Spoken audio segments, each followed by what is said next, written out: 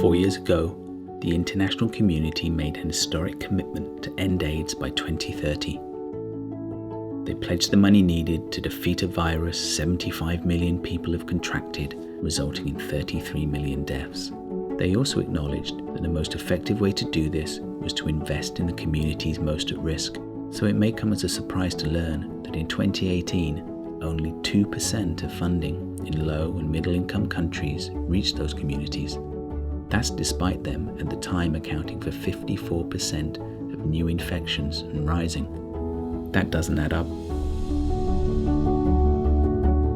These communities, called key populations, are significantly more at risk from HIV, bearing the burden of well over half of new infections worldwide.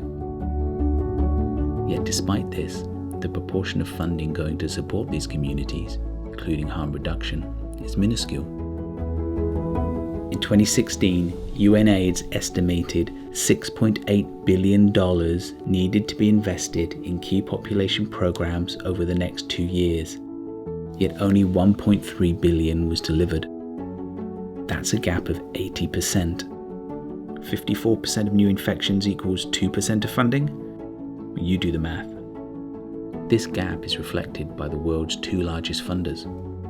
The Global Fund was only able to invest 13% of its HIV funding to low and middle income countries in key population programs, and the US government just 2%. The world committed to end AIDS by 2030.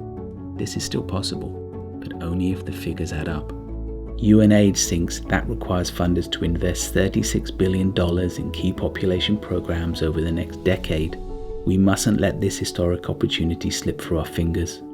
It's time to end AIDS. It's time to invest in key populations. It's time to do the math.